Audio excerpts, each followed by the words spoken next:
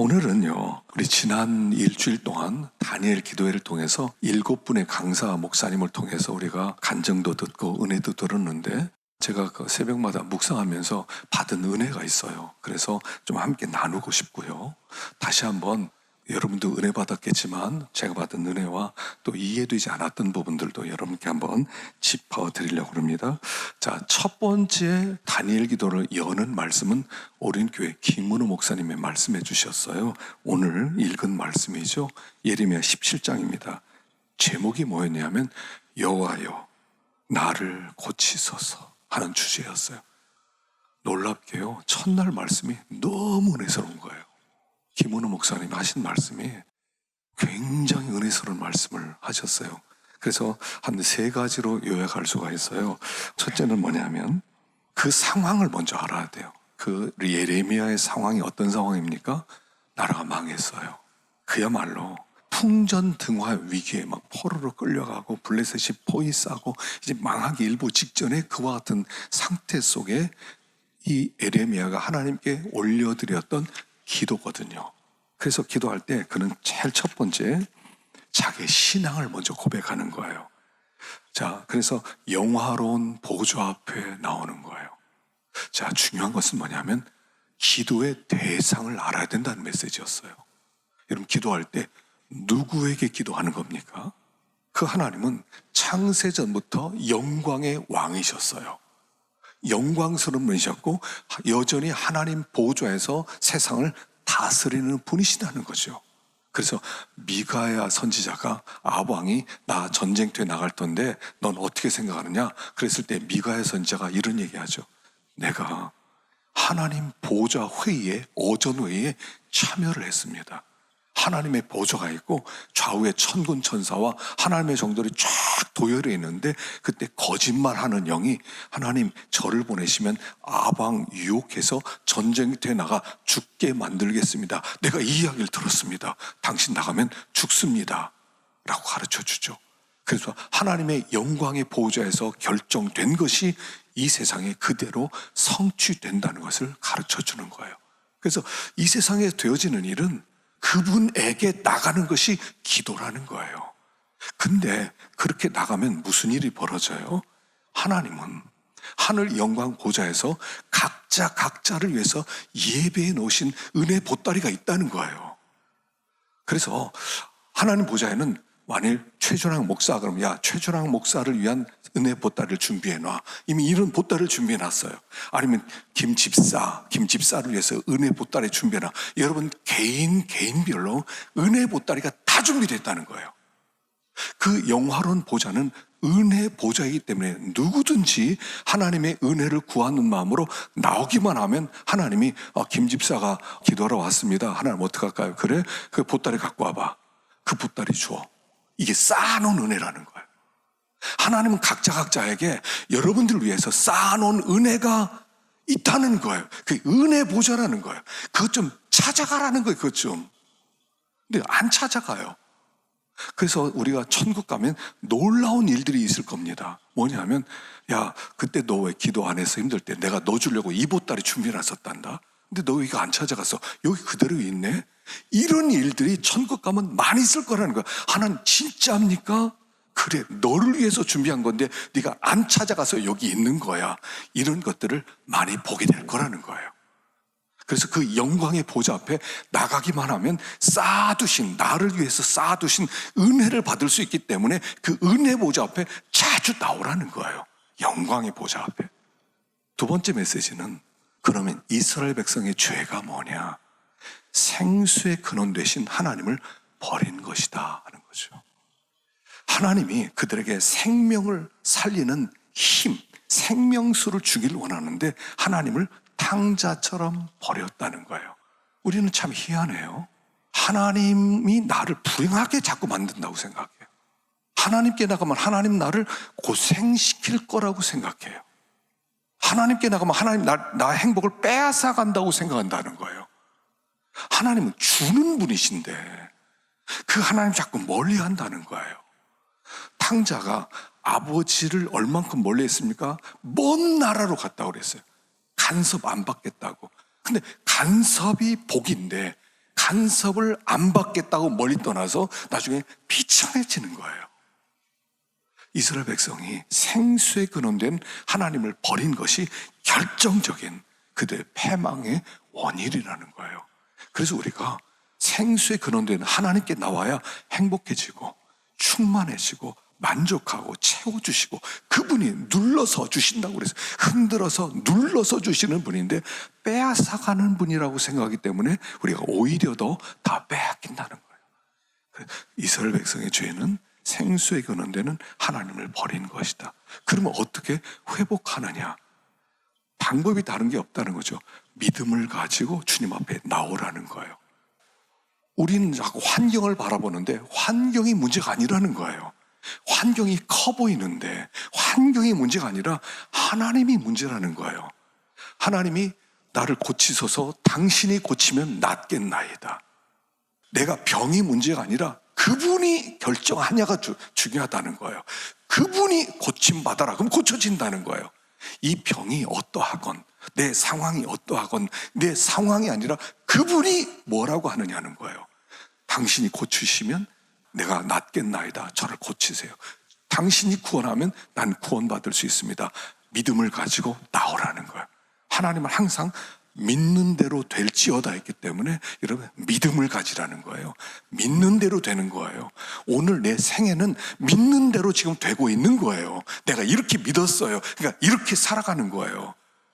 그래서 내 생애가 달라지는 것은 믿음이 달라져야 돼요.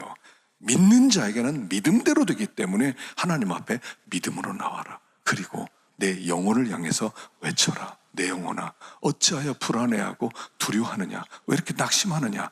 하나님께 소망을 두어라. 하나님을 바라라. 그리고 하나님을 찬송하리로다 라고 외쳐라. 그래서 우리들이 우리 영혼을 설득시켜야 된다는 거죠. 영혼아, 걱정하지 마. 영혼아, 두려워하지 마. 영혼아, 하나님이 너를 반드시 찬송하게 만들 거야. 찬송하게만, 지금 상황이 이럴지라도 반드시 찬송하게 만들 거야. 그래서 찬송해.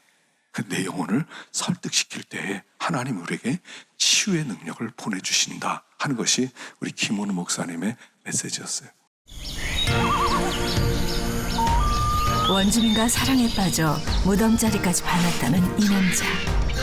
한국인인 그가 어쩌다 이 정글 오지 깊은 곳에까지 오게 됐을까요? 원주민들이 저에게 별명을 지어줬는데 오랑우탕입니다. 말레이말로 오랑은 사람이고 후타는 정글입니다. 그래서 저를 정글의 사람이라고 부르는데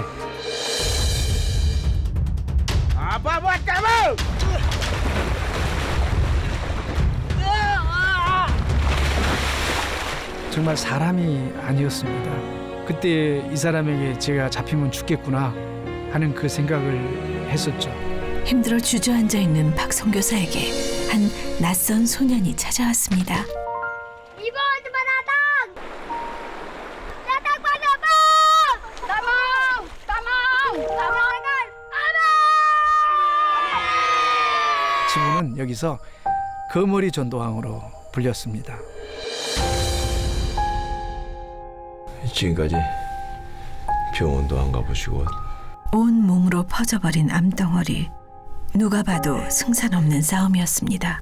이 생존할 수 있는 가망성은 의학적으로는 한 5% 정도밖에 안 된다고 그렇게 말씀하시더라고요. 하루하루 목숨을 내어놓고 가는 정글에서의 사역.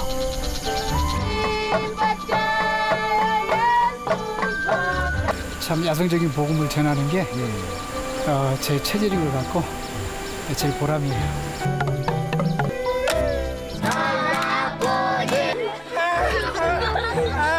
우리 가족들이 원망 많이 들었거든요.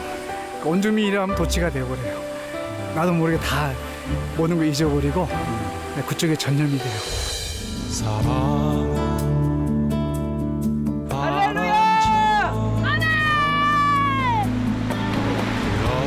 선교사님이 그냥 원주민 같았어요.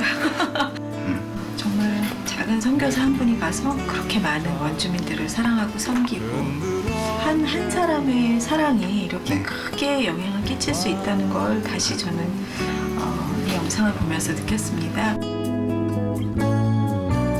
사랑은 봄날 단비처럼 그렇게 더디 내려. 였고요. 둘째 날에 말레이시아 선교사님이었어요. 박철원 선교사님이 말씀을 전하셨어요. 언더우드상 수상자신데요. 이제 말씀은 마태복음 9장 35절에서 10장 1절까지 제목이 권능을 주시니라요. 자, 근데 이분이 참 기가 막힌 이분이 사역의 간증을 시작하면서 이렇게 시작했어요. 선교가 가장 쉬웠습니다. 저는 선교가 쉬웠대요. 근데 저는 금방 이렇게 대치를 해왔어요. 목회가 쉬웠어요. 여러분 이렇게 말할 수 있을까요? 여러분 파트타임에 사역을 하시죠. 쉬워요? 애들 하나 돌보는 거, 청년들 돌보는 거 쉬워요? 목회 결코 쉽지 않아요. 근데 쉽대요. 어떤 때는 하루에 3개 교회도 세웠다는 거예요. 어떻게 그런 일이 벌어졌냐? 그건 내가 한 게 아니라 하나님이 나를 통해 나타나고 나는 도구가 되니까 쉽더라. 그렇게 간증을 하더라고요. 그러니까 하나님이 하시면 쉽고 내가 하면 어렵다는 거예요. 어렵다는 이유는 뭐냐면 내가 하려고 하기 때문이라는 거예요. 그래서 한 번은 이제 사역을 하다가 이제 그 어느 날 그 마을에서 귀신 들린 사람을 하나 데려왔대요. 갑자기 겁이 나더래요. 난 이런 거 안 해봤는데, 난 순복음교회도 아닌데 이거 어떡하지? 그러다가 막 귀신이 날뛰길래 하도 화가 나가지고 예수 이름으로 명하노니 나가라! 그러니까 쓰러지면서 나가더래요. 사람들이 놀래서 막 다 찾아왔다는 거죠. 또 다른 마을에 또 귀신 들린 사람 또 하나를 데려왔대요. 그래서 또 걱정이 되더래요. 첫 번째는 됐는데 두 번째 이것도 진짜로 되려나? 그리고 예수 이름으로 명하노니 나가라 그랬더니 또 쓰러지더니 나가더래요. 그리고 그 마을에서 놀라운 일이 벌어지는 거예요. 다 하나님께 나오는 거예요. 그러다 보니까 아침에 이곳에서 귀신 쫓아내고 온 마을 사람은 돌아오고 저곳에 가서 말씀을 증거하고 그 귀신 쫓아내고 돌아오고 그러다 보니까 아침, 점심, 저녁 3곳에서 교회가 막 세워지더래요. 그래서 123개 교회를 세웠다는 거죠.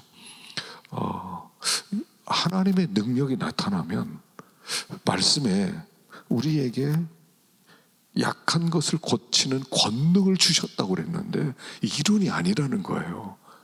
우리는 성경을 있는 그대로 믿지 않고요. 성경은 그렇게 말하지만 실제로 안 되는 걸 하고 부정적으로 생각하지만 된다는 거예요. 된다는 거죠. 해보니까 되더래요. 그러더니 쉬워졌다는 거예요. 그래서 그때부터 모든 걸 기도로 사역했다 하는 그런 간증을 했어요. 기도했다는 거예요. 한국에 나왔다 우연히 이렇게 대장암 말기라고 하는 게 알려졌다. 저기 발견됐답니다. 이제 얼마 안 남았구나. 수술을 했는데 당신 죽을 수도 있습니다. 얼마 안 남을 수 있습니다. 그 얘기 듣고 죽더라도 내가 정글로 가야 되겠다. 그래서 연약한 몸을 이끌고요. 정글로 들어갔답니다. 죽을 각오로. 그런데 들어갔는데 얼마 지나서 입에서 피가 나오기 시작하더래요. 그래서 그때부터 기도했답니다. 예수 이름으로 명하노니 피야 멈출지어다. 피야 멈출지어다. 매일 그렇게 선포했대요. 2주를 선포했더니 진짜 피가 안 나오더래요. 그 다음부터 복수가 차더래요. 여러분 복수가 차는 것은 마지막 환자들의 특징이죠. 그래서 또 기도했답니다. 복수야 말을 지어다. 복수야 말을 지어다. 또 그렇게 기도하니까 복수가 마르더래요. 그리고 낫게 되었다는 거예요. 그리고 그때부터는 기도를 시작하는 거예요. 그 다음부터 계속 기도 사역이에요. 일 있으면 한 번은 선교사 대회를 하는데 그 중에 한 40대 선교사가 있는데 맨 뒤에 앉아서 좀 힘이 없이 앉아 있더래요. 근데 그 집은 애가 없었답니다. 그래서 나오라고 선교사 대회 때 우리 함께 기도해서 퇴음문을 열어달라고 기도하죠. 안 나오더래요. 삐쭈삐쭈삐하고. 그래서 자꾸 나오라고 그러니까 이제 할 수 없이 나와서 기도를 했답니다. 갔는데 얼마 지난 다음에 전화가 왔는데 애를 낳았대요. 애가 들어섰다는 거예요. 그리고 이런 얘기 하더랍니다. 사실은 사모가 말레이시아 들어오기 전에 부인과 산부인과 수술을 받았는데 애를 더 이상 가질 수 없다고. 근데 애가 생겼다고. 그러니까 아주 포기를 하고 있는데 애가 생겼으니 얼마나 놀랍습니까? 우리 하나님은 기도하면 역사하는 분이시죠. 그래서 이분의 사역은 기도 사역이었다 하는 그런 간증을 또 은혜스럽게 들었어요. 3일차 천적은 자매인데 이 사람 나는 주님의 것입니다라는 책을 쓴 사람이에요. 그 제목의 주제가 뭐였냐면 난 지금 이 순간 하나님을 사랑하는가, 그 자매 그 간증이었어요. 86차 항암 치료를 받았어요. 유방암 말기 환자였거든요. 근데 그때 예수를 안 믿었는데 유방암에 걸렸다는 얘기를 듣고 어떤 언니가, 자기 아는 언니가 와서 너 예수 안 믿으면 지옥 가 그러더래요. 처음엔 너무 화가 났대요. 전도를 저따위 식으로 하냐고, 저렇게 말도 안 되는 지옥이라고 얘기하면 누가 정말 믿겠냐고 그렇게 생각했는데, 죽는다고 생각하니까 그 말이 생각나면서 진짜 하나님이 있나, 진짜 지옥이 있나 알아봐야지. 왜냐하면 이게 얼마나 중요합니까? 지옥 있으면 나 지옥 갈 텐데 알아봐야 되겠다. 그러는 가운데 교회를 찾아가고 교회에서 자기를 위해서 기도했다는 걸 알고 있고요. 그리고 거기서 교회에서 책자를 줬는데 그 책자 읽으면서 예수를 믿게 된 거예요. 그리고 나서 어떻게 이제 내가 살아야 되지? 그리고 주님의 사랑을 발견했어요. 너무 하나님의 사랑이 뜨겁고 내가 하나님의 것이었구나. 내 전부가 하나님의 것, 시간도 하나님의 것, 몸도 하나님의 것, 은사도 하나님의 것, 미래도 하나님의 것, 내 꿈도 하나님의 것, 그걸 발견한 거예요. 그때부터 담대해지기 시작하더랍니다. 죽음? 주님이 나와 함께 하시는데 내가 주님이 내가 주님의 것인데 주님 알아서 하겠지. 그 다음부터 두려움도 물러가고 다 물러가더래요. 그러면서 항암 치료가 막 잘 되면서 2012년에 항암 이렇게 치료 시작했는데 8년 지난 지금까지 86차 항암 치료 받으면서 살아있는 거죠. 매일매일이 기적이에요. 그리고 진짜 하나님이 나를 이렇게, 내가 주님의 것이고 주님이 나를 사랑하는데 나는 어떻게 해야 되지? 주님이 제일 기뻐하는 게 뭘까? 고민했대요. 주님이 제일 기뻐하는 거 뭘까? 나 그걸 해야지. 제일 기뻐하는 것. 여러분, 주님이 제일 기뻐하는 건 무엇일 것 같아요?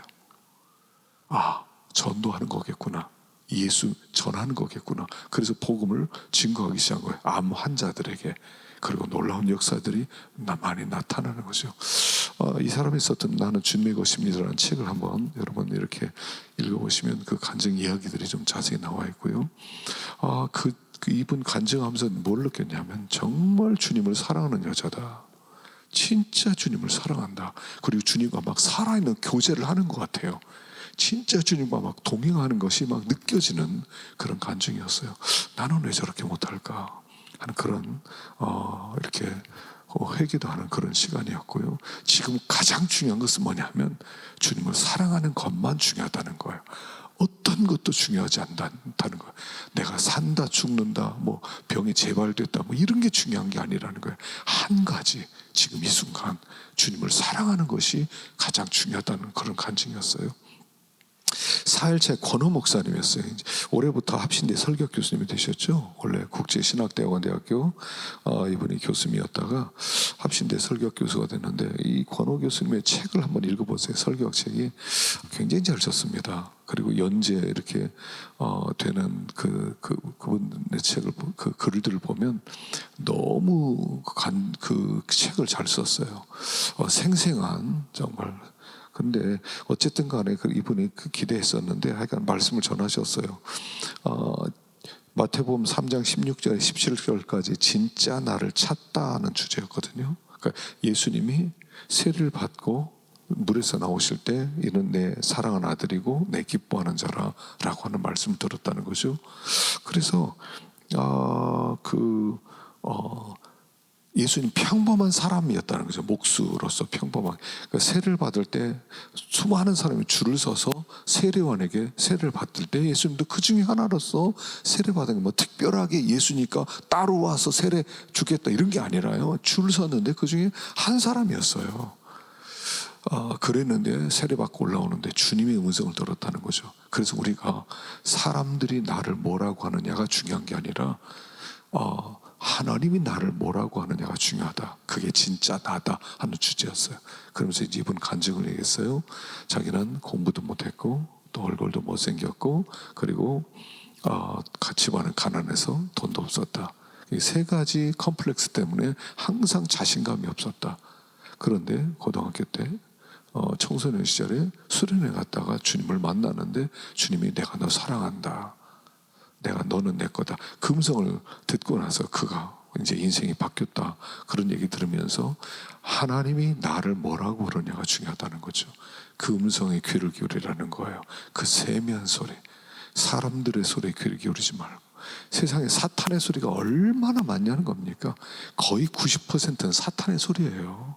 근데 우리는 사탄의 소리에 기가 죽어가지고 살아간다는 거죠. 그건 진짜 내가 아니라는 거예요. 진짜 나는 하나님이 말하는, 하나님이 불러주시는 너는 내 것이다. 내가 너를 내 손바닥에 새겼다. 그게 진짜 내 모습이다 하는 거죠. 5일째는 앤디 황 교수님인데 커넬 대학교 한국 캠퍼스 상담학 교수였어요. 제목은 이야기의 힘이었어요. 사람은요, 이야기를 남긴다는 거예요. 내 인생을 쭉 살아오는데 사람은요, 어떤 사람이 세상을 떠났다 그럴 때 그 사람을 생각할 때는 그 사람의 삶의 이야기를 생각한다는 거예요. 베드로 이야기가 생각나죠. 사도 바울, 세종대왕, 이순신 하면 금방 스토리가 생각난다는 거죠. 그것처럼 사람은 스토리를 남긴다는 거예요. 그래서 우리도 스토리를 남기고 있다는 거예요. 그래서 하나님 앞에 우리가 간 후에 사람들이 스토리를 생각한다. 이건희 회장, 그러면 삼성그룹을 이렇게 세계 굴지 기업으로 키운 사람, 이렇게 생각나는 것처럼. 자, 그런데 이 앤디 황 교수가 자기가 이제 운동선수 출신이랍니다. 운동선수 출신이었는데, 근데 운동선수 출신으로서 나중에 이제 공부하러 미국에 들어갔는데 밑바닥부터 시작했다는 거죠. 그래서 이제 나중에 밑바닥에서부터 뉴욕대 대학원까지 나와서 골드만삭스에서 들어가서 승승장구하던 때도 있고 사업도에서 돈을 벌었던 때도 있는데 그때마다 항상 마음에 뭔가 뻥 뚫려져 있었다는 거예요. 뭔가 비어 있었다는 거죠.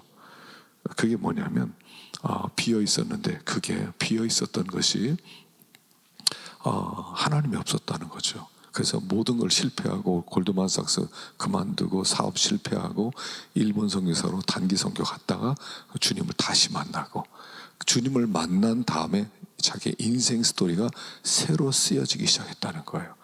그래서 우리에게도 주님을 만나지 않으면 스토리는 시작되지 않는다는 거죠. 주님을 만나서 주님의 이야기가 나를 통해 나타날 때 진짜 스토리가 쓰여진다 하는 그런 주제였어요. 그래서 주님을 만나려면 부르짖어라 하는 그런 내용이었어요. 여섯째 날 배영호 전도사인데 장신대 다니고 있어요. 탈북자예요. 탈북했는데 이 사람이 수많은 우여곡절 탈북해서 인천공항에 딱 도착했는데 자기는 기쁘지 않았대요. 아니 이렇게 잘 살아? 근데 북한은 왜 이렇게 못 살지? 350만 명이 굶어 죽어갔고 내 사랑 가족들이 다 죽고 뿔뿔이 흩어지고 근데 나만 이렇게 잘 살아? 그때 회의가 생겼대요. 그가 신앙훈련을 많이 받았거든요, 중국에서. 근데 하나님 공평하세요? 공평하지 않더래요. 하나님 공평하지 않아요. 이게 뭡니까? 그러면서 방황을 시작한 거 오랫동안. 그리고 다시 주님을 만나는데 왜 공평한 줄 아느냐? 이 공평한 것을 네가 이렇게 불공평한 것을 공평하게 만들어라. 이 축복을 그들에게 나눠줘라. 그래서 공평한 세상 되게 하라. 그게 그리스도인이 사는 길이다. 그래서 그가 전한 주제가 뭐였냐면 그리스도인으로 산다는 것은 이라는 주제였어요. 그럼 그리스도인으로 산다는 게 뭐냐? 우린 여기서 복음도 전거하고 여기서 전도도 하고 여기서 이것도 하고 하지만 불공평한 세상 속에서 그 불공평한 저 헐벗고 굶주리고 자유가 없고 연약한 저들에게 내가 가진 내 목숨을 다해서 내가 가진 것을 나눠주는 삶이 그리스도인의 삶이다. 그가 이렇게 놀랍게 선포했어요. 충격을 받았어요. 탈북자는 메시지가 있잖아요. 굉장히 도전을 받았어요. 마지막 날 김영서 작가의 눈물도 빛을 만난 반짝인데 이분은요 초등학교 5학년 때부터 아버지에게 성폭행을 당했어요. 9년 동안. 근데 그 아버지가 목사였어요. 이중의 고통을 품고 살았던 사람이죠. 아직까지 제가 볼 때 그 상처 완전히 회복된 것 같지 않더라고요. 이런 사람을 교회가 어떻게 해줘야 되느냐, 이런 사람들이 있는 세상 속에 교회가 어떤 도움을 줘야 되느냐, 그런 메시지였는데 핵심 메시지인 겁니다. 첫째는 그들을 받아달라는 거예요. 받아주라는 거예요. 뭔가 가르쳐 주려고 하지 말고, 대안을 제시해 주려고 하지 말고, 당신 이렇게 해서 나도 그런 고난이 있어, 그러면 이렇게 하면 돼, 이렇게 하면 돼, 그런 얘기 하지 말고 그냥 안아주래요. 안아줬으면 좋겠대요. 그냥 받아줬으면 좋겠대요. 교회가 받아주질 못해요. 가십거리를 만들고요, 욕하고요, 돕는다고 해놓고 비난하고요, 이상한 눈으로 쳐다보고요. 교회조차 그들을 받아주지 못하면 이들이 가야 될 곳이 어디냐는 거예요. 받아주고 그들 위해 쉴 곳을 좀 마련했으면 좋겠다, 그런 메시지였어요. 도전이었습니다. 여러분, 품어주세요. 충고해 주지 마세요. 가르쳐 주려고 하지 마세요. 대안 제시해 주지 마세요. 그냥 따뜻하게 받아주세요. 그렇게 될 때 그들이 치료함을 받을 수 있다 하는 그런 메시지였습니다. 다니엘 기도회가 전문에서롭고요, 지금까지 계속 또 전해지고 있는데, 여러분, 저는 여러분들이 꼭 한번 들어봤으면 좋겠다. 아마 듣는 분도 있겠지만 그렇게 권면합니다. 자, 첫째 시간 여기까지 하겠습니다.